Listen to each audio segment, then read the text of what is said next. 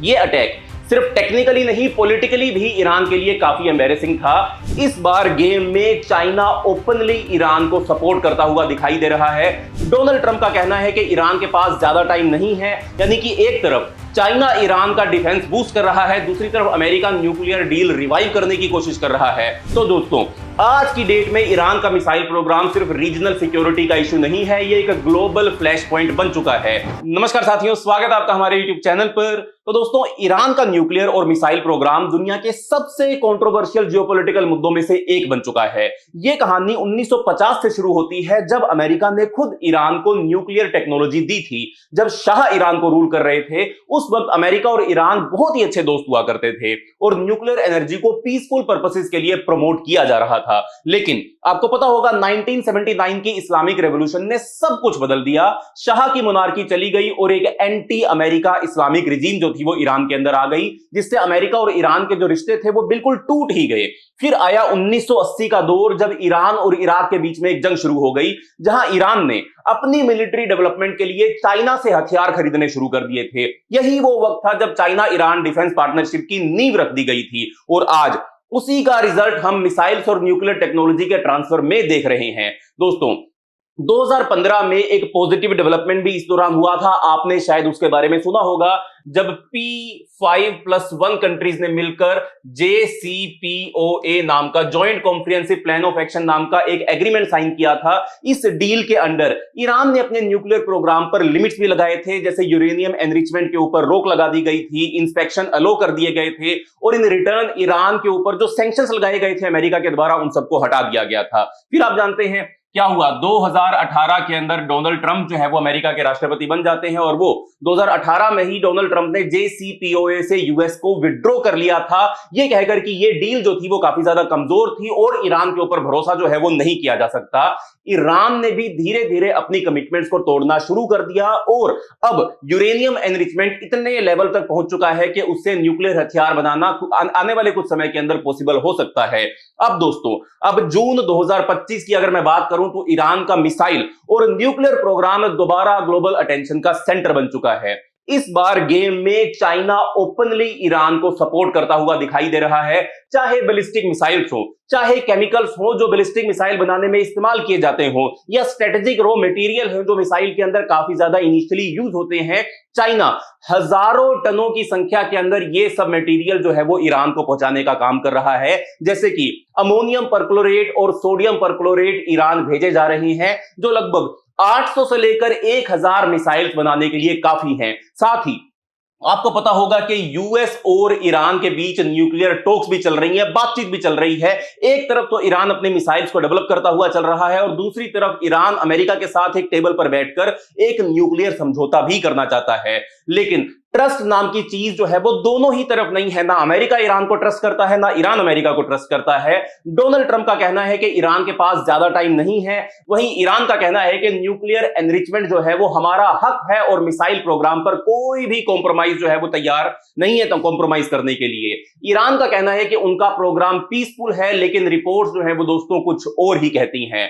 तो चलिए दोस्तों, इस पूरी रिपोर्ट को हम डिस्कस करते हैं, काफी डिटेल में जानते हैं इसके बारे में। पर उससे पहले चैनल का नाम है दिया ये सब, मेरा नाम है राही मेहता, चैनल को भी सब्सक्राइब कर ले ताकि आप ऐसी इंफॉर्मेटिव वीडियोस देखते रहें। तो दोस्तों, इंटरनेशनल एटॉमिक एनर्जी एजेंसी के हिसाब से ईरान के पास अब लगभग 408 किलोग्राम एनरिच्ड यूरेनियम मौजूद है, जो लगभग 60% तक एनरिच कर दिया जा चुका है। वैसे तो मिसाइल बनाने के लिए आपको 90% से ज्यादा एनरिच्ड यूरेनियम चाहिए होता है, पर जिस रफ्तार से ईरान आज की डेट में काम कर रहा है, ये आने वाले 3-4-5 महीनों के अंदर 90% एनरिचमेंट तक पहुंच जाएगा और ये 408 किलोग्राम यूरेनियम लगभग 9 से 10 न्यूक्लियर हथियार बनाने के लिए एकदम सक्षम रहेगा। यानी कि एक तरफ चाइना ईरान का डिफेंस बूस्ट कर रहा है, दूसरी तरफ अमेरिका न्यूक्लियर डील रिवाइव करने की कोशिश कर रहा है और बीच में फंसा हुआ है पूरा का पूरा वेस्ट एशिया, जहां हर छोटी सी चीज ग्लोबल कॉन्फ्लिक्ट को ट्रिगर कर सकती है। तो दोस्तों, ये जो वीडियो है, ये जो रिपोर्ट है आपके लिए, आपको पूरा का पूरा कंप्लीट इंसाइट देने के लिए बनाई गई है। इसमें आपको कई सारे हार्ड फैक्ट्स और ऑन ग्राउंड डाटा भी इस बर्निंग इशू के ऊपर मिलने वाला है। तो चलिए इस वीडियो को एंड तक जरूर देखते रहिएगा। तो दोस्तों, ईरान का बैलिस्टिक मिसाइल प्रोग्राम आज के टाइम में पूरे मिडिल ईस्ट का सबसे एडवांस प्रोग्राम जो है वो माना जाता है। इस प्रोग्राम की जो फाउंडेशन थी वो ईरान ने 1980s के अंदर रखी थी। वही ईरान इराक की जो जंग चल रही थी उसी दौरान ईरान ने इसकी फाउंडेशन को रखने का काम किया था। और इसके साथ ही ये जो प्रोग्राम है ये पूरे के पूरे मिडिल ईस्ट का सबसे एडवांस प्रोग्राम है। और साथ में जब ईरान ने चाइना और नॉर्थ कोरिया से मिसाइल टेक्नोलॉजी लेना शुरू किया था, ये वही दौर था जब ये सारा का सारा प्रोग्राम जो था उसकी फाउंडेशन रखी गई थी। उस वक्त जैसे मैंने आपको बताया, ईरान और इराक के बीच में एक जंग चल रही थी और ईरान को अर्जेंटली अपने डिफेंस को मॉडर्नाइज करने की काफी ज्यादा जरूरत थी। तब से लेकर आज तक ईरान ने अपना मिसाइल प्रोग्राम इतना ज्यादा डेवलप कर लिया है कि उसके पास शॉर्ट रेंज से लेकर मीडियम रेंज तक मिसाइल्स मौजूद हैं। जैसे कि अगर मैं आपको नाम बताऊं, हेल्बर शेकान नाम की एक मिसाइल है, हद कासीम नाम की एक मिसाइल है ईरान के पास, जो रीजन के किसी भी टारगेट को हिट करने की कैपेसिटी रखती है। यानी कि ईरान के पास इतनी रेंज की मिसाइल्स मौजूद है कि वो इजराइल के ऊपर अटैक कर सकता है, अपनी ही धरती से सरफेस टू एयर या surface to surface missiles launch कर सकता है। फरवरी 2025 में एक ईरानियन शिप जिसका नाम था गोलबन शिप, नाम याद कर लीजिएगा शिप का, गोलबन शिप नाम से ईरान की एक शिप थी जो चाइना के ताइचेंग पोर्ट के ऊपर देखा गया था। चाइना का एक बड़ा फेमस पोर्ट है, उसकी ईस्टर्न कोस्ट के ऊपर मौजूद है ताइचेंग पोर्ट। वहीं पर ये जो शिप थी वो डॉक हुई थी और यहां से लगभग 1000 टन, याद रखना 1000 टन सोडियम परक्लोरेट लोड किया गया था। ये वो केमिकल है जो मिसाइल के प्रोपेलेंट बनाने में इस्तेमाल किया जाता है। इतनी quantity approximately 260 short range missiles के लिए एकदम काफी रहती है।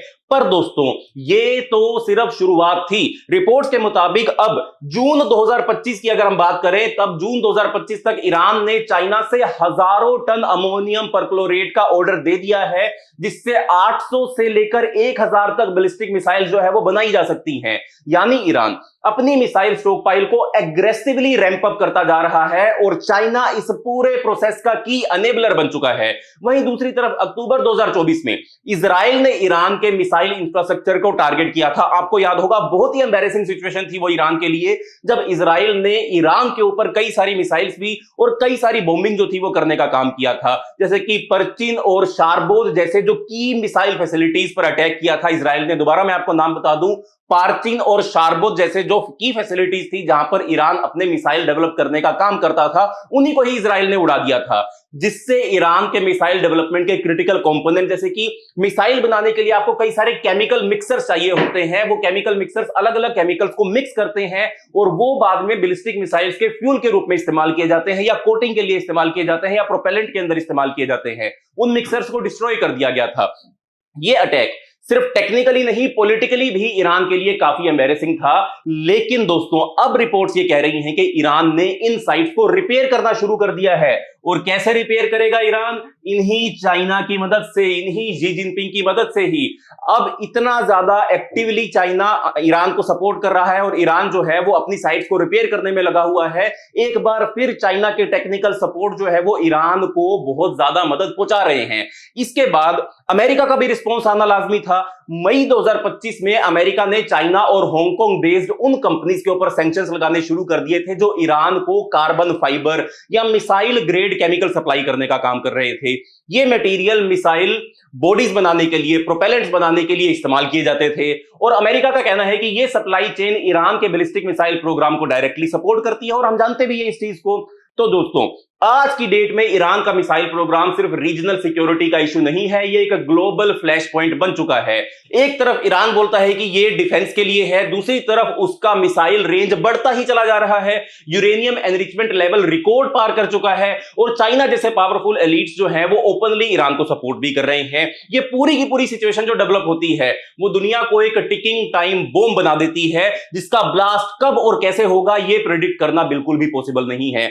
लेकिन one thing is clear, geopolitics में मिसाइल अब सिर्फ हथियार नहीं है, अब मिसाइल्स जो है वो बार्गेनिंग चिप्स बन चुके हैं और ईरान इस गेम को अच्छे से समझता है। ईरान का न्यूक्लियर प्रोग्राम एक ऐसा इशू है जिससे लेकर दुनिया में सबसे ज्यादा स्पेकुलेशन और टेंशन है। लेकिन दोस्तों ईरान का कहना है कि उनका प्रोग्राम सिर्फ पीसफुल पर्पसेस के लिए है, एनर्जी के लिए है, रिसर्च के लिए है, मेडिसिन के लिए है। लेकिन जो फिगर्स हमको ग्राउंड के ऊपर दिखते हैं, जो हमारे सामने आते हैं फिगर्स, वो कुछ और ही कहानी बोलते हैं। देखो, इंटरनेशनल एटॉमिक एनर्जी एजेंसी नाम की एक एसोसिएशन है, एक एजेंसी है जिसको शॉर्ट में हम IAEA के नाम से जानते हैं। उसने अपनी लेटेस्ट 31 मई को जो एक रिपोर्ट उनकी छपी है, 31 मई 2025 को IAEA की जो रिपोर्ट छपी है, उसके अकॉर्डिंग ईरान के पास अब 408 किलोग्राम एनरिच्ड यूरेनियम मौजूद है, जो 60% प्योरिटी एनरिच कर चुका है या रीच कर चुका है।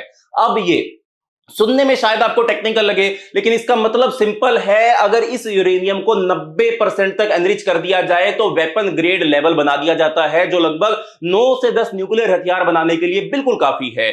और ये सिर्फ थ्योरी नहीं है, ये IAEA की ऑफिशियल ऑब्जर्वेशन है और कई सारे न्यूज रिपोर्ट्स इसके लिए आपको मीडिया में मिल भी जाएंगी। आप जैसे ही गूगल के ऊपर जाओगे, आपको कई सारे न्यूज रिपोर्ट्स इसके रिगार्डिंग मिल जाएंगे। अब अगर हम 2025 में फरवरी 2025 के नंबर से कंपेयर करें तो तब के मुकाबले ईरान ने 133.8 किलोग्राम और ज्यादा एनरिच करने का काम किया है। यानी कि पिछले 3 महीनों में 133 किलो यूरेनियम एक्स्ट्रा एनरिचमेंट कर दिया है ईरान ने सिर्फ 3 से 4 महीने के अंदर। एक तो यह कि ईरान अपने न्यूक्लियर प्रोग्राम को क्वाइटली नहीं, ओपनली स्केल अप कर रहा है, और दूसरा कि उसका न्यूक्लियर इंफ्रास्ट्रक्चर पूरी तरीके से ऑपरेशनल और स्टेबल भी है। और यही चीज अमेरिका को परेशान करती है कि एक तो लगातार एनरिचमेंट बढ़ती जा रही है और दूसरा स्टेबल तरीके से बढ़ती जा रही है। और ईरान का क्या कहना है? ईरान का कहना है कि हम तो पीसफुल पर्पस के लिए डेवलप कर रहे हैं, लेकिन जब यूरेनियम लेवल इतने हाई लेवल पर एनरिच हो जाते हैं तो मिसाइल प्रोग्राम चाइना के सपोर्ट से जब आप पहले ही डेवलप कर रहे हो तो इजराइल और अमेरिका ओपनली आपको धमकाएंगे ही, या उनको ओपनली आपसे डर लगेगा ही लगेगा।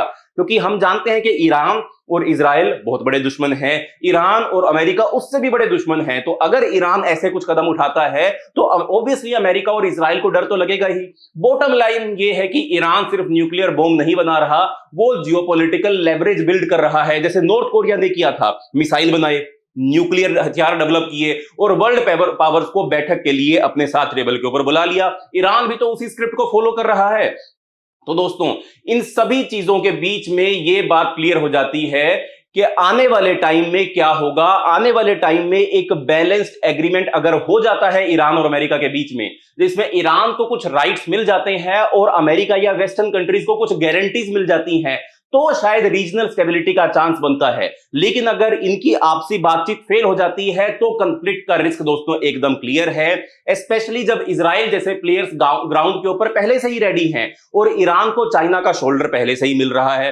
तो अब हम एक ऐसे जियोपॉलिटिकल मूवमेंट पर खड़े हैं जहां ईरान के मिसाइल और न्यूक्लियर एम्बिशंस, चाइना का साइलेंट सपोर्ट और अमेरिका का प्रेशर, तीनों मिलकर एक ऐसी सिचुएशन क्रिएट कर रहे हैं जिसका इंपैक्ट सिर्फ मिडिल ईस्ट नहीं बल्कि पूरी दुनिया के स्ट्रेटेजिक बैलेंस के ऊपर पड़ेगा ही पड़ेगा।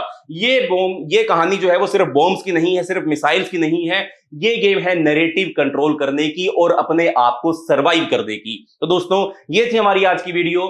ऐसी वीडियोस देखते रहने के लिए चैनल को सब्सक्राइब करना मत भूलना, और अगर आपको ये रिपोर्ट और ये वीडियो पसंद आई हो तो वीडियो को लाइक करें, वीडियो को शेयर करें, वीडियो के ऊपर कमेंट करें। मिलते हैं अगली वीडियो के अंदर, तब तक के लिए बाय बाय, धन्यवाद, जय हिंद।